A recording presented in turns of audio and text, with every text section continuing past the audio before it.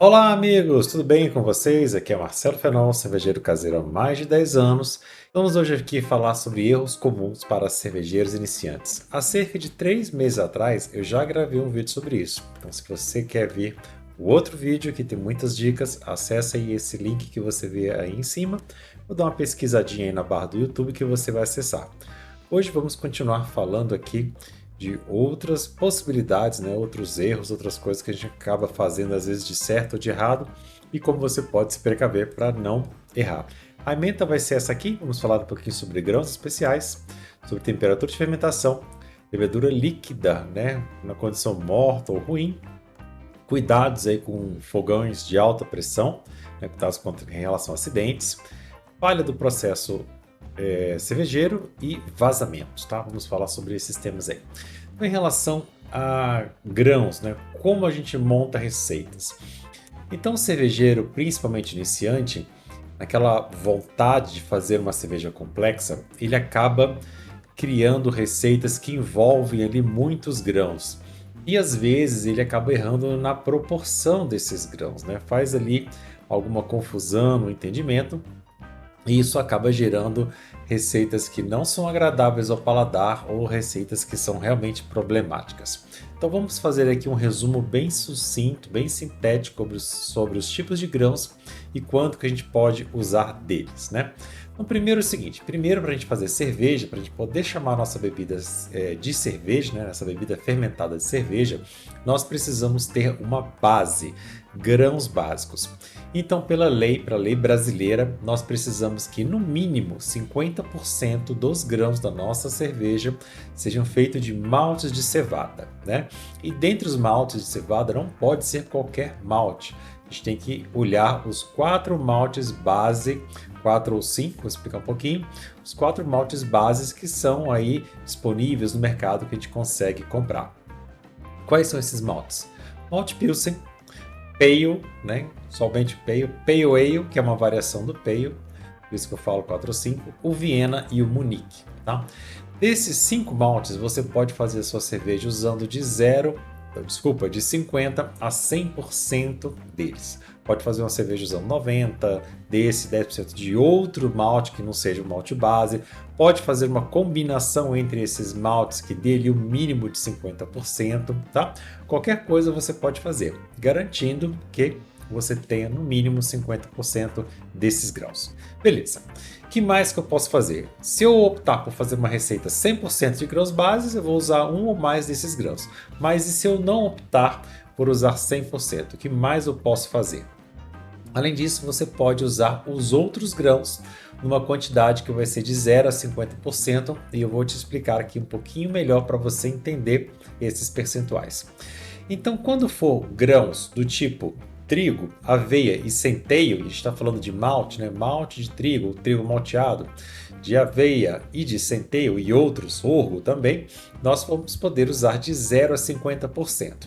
Ou seja, 50% lá do base e mais 50% de um desses aqui. Sendo que alguns desses grãos têm um paladar muito forte, como por exemplo o centeio, né? A aveia, por outro lado, ela é muito neutra, mas o centeio ele é muito forte no paladar. Então, se você botar 50% de centeio na tua cerveja, você não vai conseguir tomar ela, não vai ficar agradável, vai ficar picante ali muito forte.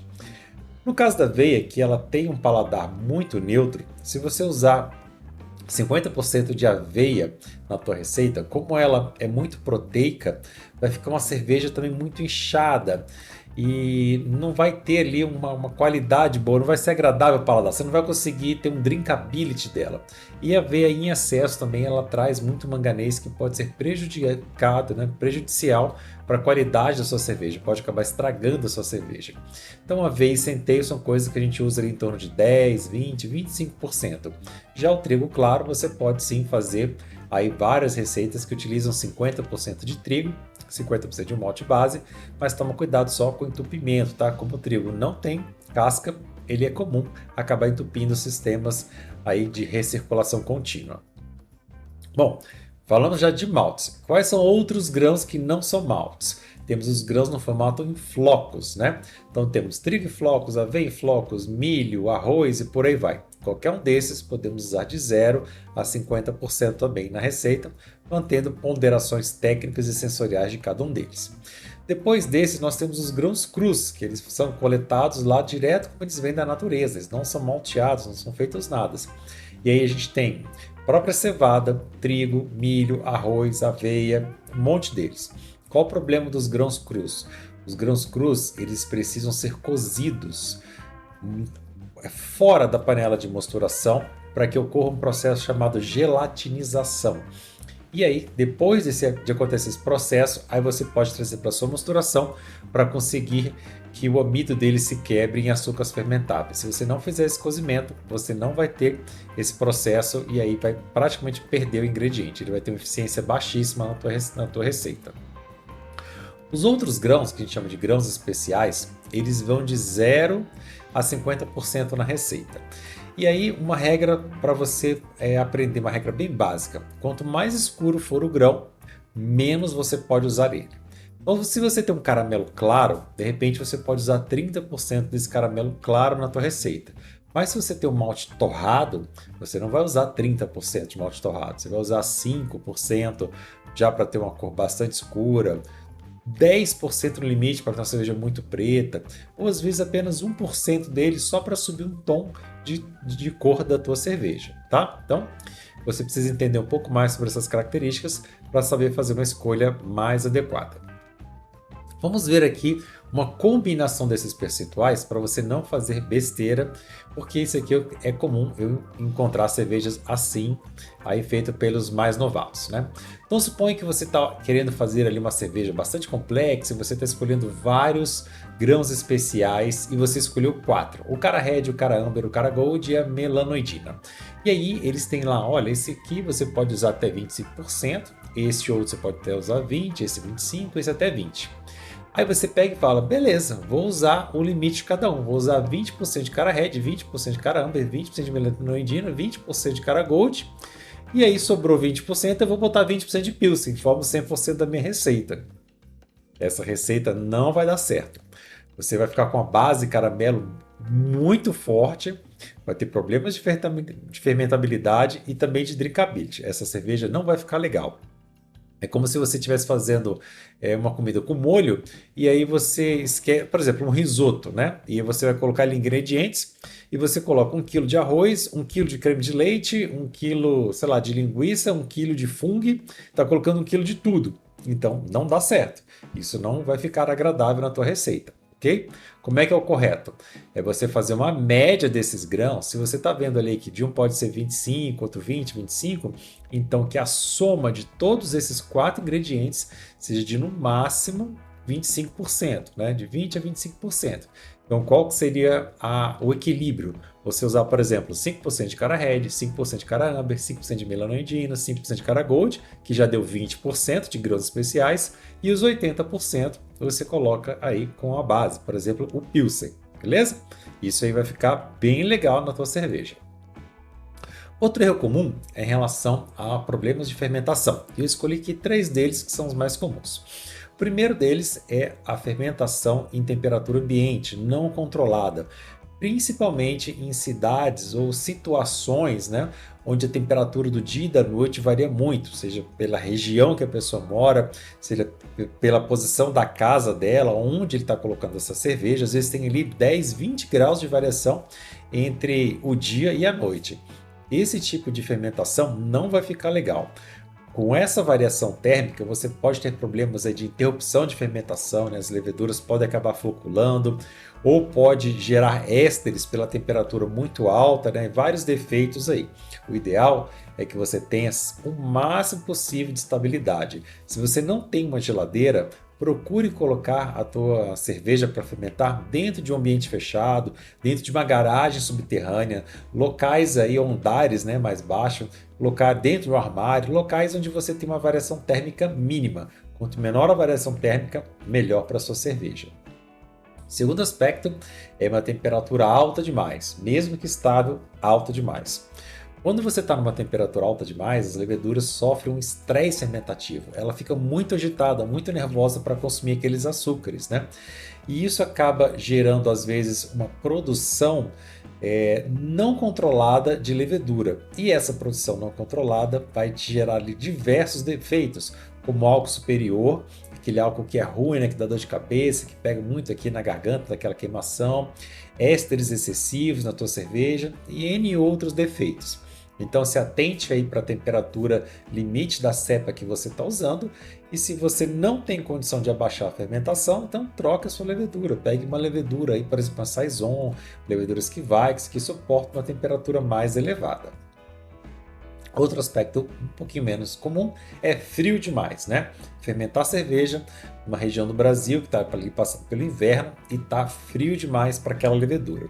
Do mesmo jeito que a temperatura elevada faz mal para a tua cerveja, a temperatura muito fina também vai atrapalhar. Aquilo lá não vai deixar a tua levedura trabalhar, consumir todos os açúcares, pode gerar uma fermentação incompleta ou interrompida, pode demorar demais a fermentação, né? Levar ali 2, 3 semanas para fermentar, e pode ter dificuldade para processar os subprodutos da fermentação, como DMS, acetil e outros tantos, gerando aí uma cerveja cheia de defeitos finais. Então, de novo, se atente às temperaturas padrões para aquela levedura.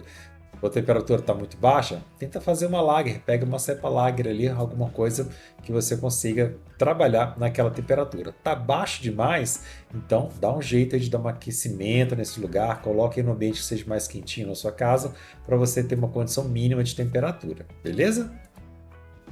Próximo aspecto aqui, algumas sugestões para você melhorar a sua fermentação. Então, primeiro, comprar uma geladeira e fazer a fermentação controlada. Isso aqui, cara, dá um ganho na qualidade da tua cerveja que você não tem ideia. A tua cerveja sai de um nível amador e vai para um nível muito mais avançado na medida que você mantém ali uma temperatura constante e controlada da tua fermentação. A outra sugestão, né, como eu já falei, é usar leveduras que suportam altas temperaturas. Nós temos no caso lá a sugestão da Saison, lembrando que ela é POF positivo, ou seja, ela vai trazer notas de fenóis, né, picante assim para a cerveja. Pode ser bom, pode ser ruim, depende do seu paladar e do estilo. E outras cepas, como Farmhouse e Kveik, que suportam aí temperaturas mais elevadas, até chegando perto dos 40 graus. E a terceira sugestão, colocar o seu fermentador num lugar com pouca variação térmica, como eu já falei, subsolo, uma garagem, uma caixa térmica e por aí vai. Levedura, né? A levedura a gente tem basicamente de dois tipos. É muito mais comum as leveduras liofilizadas, aquelas que são em seca, né, que a gente chama em pó, e também existe aí as leveduras líquidas, né? Qual que é a vantagem de uma e de outra? A levedura liofilizada é muito fácil a gente encontrar ela, tem um prazo de validade médio de 1 ano. Na temperatura ambiente ela morre só 1% ao dia, então ela dura bastante assim, você tem uma perda muito pequena. Pode ser transportada em temperatura ambiente, mas ela tem algumas limitações, né? São poucas as variações que nós temos de leveduras secas em relação às leveduras líquidas. As leveduras líquidas, por outro lado, ela tem uma validade muito menor, cerca de 2 meses depois que ela foi gerada. Em temperatura ambiente, elas morrem 10% ao dia, então elas precisam ser mantidas refrigeradas, né? Sempre ser transportadas em ambientes, caixas térmicas ali com caixinhas de gelo, né? Gel frio para poder manter. E geralmente elas precisam ter um starter. Enquanto a liofilizada a gente pode polvilhar quase que direto, uma ou outra ainda precisa do processo de hidratação. As líquidas não. As líquidas a gente precisa adicionar nutrientes e fazer um bom starter para que ela esteja bem ativa aí para sua fermentação. Tá gostando desses vídeos? Você quer aprender mais sobre fazer cerveja caseira? Então aproveita que você está aí e dá uma olhada no meu curso marcelofenol.kbook.com.br. São muitas aulas que eu vou ter lá, a oportunidade para estar te ensinando diretamente tudo aquilo que eu sei compilado num curso. Você pode apontar a sua câmera para esse QR Code, que você vai direto ao site, ou você pode digitar o site aí. Mais de 20 horas, ainda tem 3 módulos bônus. E para esse mês de novembro temos um desconto especial. Então acessa agora lá o endereço, entra no chat e peça o seu desconto. Fala que você assistiu o vídeo e peça o desconto. É uma promoção sensacional agora para novembro. Não vai ter depois essa colher de chá, tá bom? Aproveita lá. Voltando aqui, fogões de alta pressão, né? Fogão de alta pressão, que é, por exemplo, aqueles usados em cozinhas industriais, né? Eles podem derreter em uma situação onde ocorra pouca circulação de ar. Então, se você tem uma panela muito grande, muito larga, né, muito fechada, e ele tem uma estrutura muito fechadinha, pode ser que você entre nessa condição de acabar derretendo, principalmente se a base dele, por onde sai o fogo, for de ferro fundido, né? O ferro fundido ele é muito mais frágil do que o aço, por exemplo. Então toma cuidado aí na qualidade do teu fogão, né? Além disso, ele também propaga calor para baixo, então ele pode acabar queimando ou derretendo a bancada onde ele está apoiada, né? Seja de madeira, seja de pedra, pode trincar, né? Se muita gente coloca esses fogões em cima do próprio fogão de casa, então ali aquele calor pode acabar derretendo os botões ali do teu fogão de casa, né? Então toma bastante cuidado. Outra coisa que é essencial: controle a cor da chama. A chama não pode estar vermelha como essa que você vê na foto. A chama tem que estar azul. Quando a chama está vermelha, e se você levantar a sua panela e ver manchas pretas, você está produzindo monóxido de carbono. Isso é extremamente tóxico e não tem cheiro. Pode causar desmaios e até mesmo a morte. Então, toma cuidado, tá? Chamas amarelas e vermelhas são perigosas. A chama tem que estar azul. Outro aspecto aqui é a questão da falta de processo, né? Então, de controle no processo cervejeiro. Então, o que rouba a atenção do cervejeiro no dia da abraçagem? Ele fica bebendo cerveja enquanto está abraçando, fica tirando muita foto e fica filmando a abraçagem, mais preocupado com esse registro de fotos e filmes, né?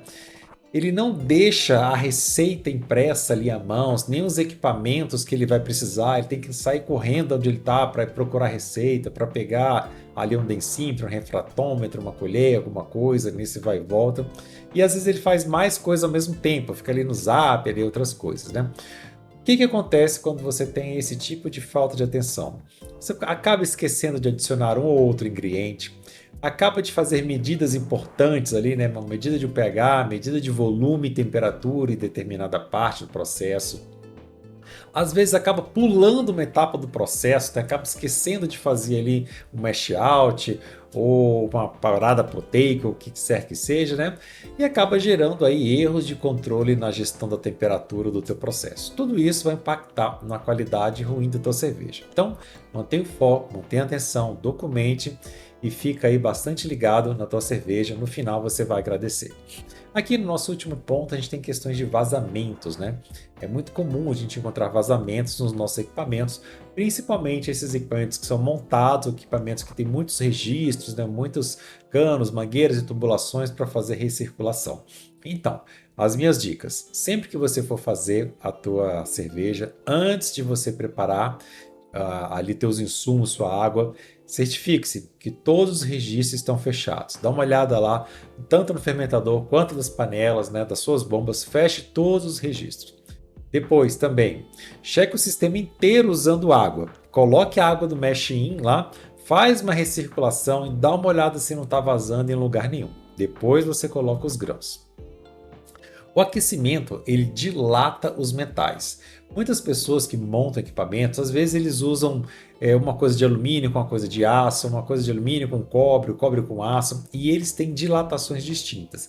Então, às vezes acontece que quando a água está fria não tem vazamento, mas quando esquenta ali para a temperatura de fervura, dilata e acaba tendo vazamento. Então, presta atenção se você tem esse tipo de mescla de materiais no teu sistema, né? E se atente para tentar manter o padrão para você não ter esse tipo de problema de vazamento.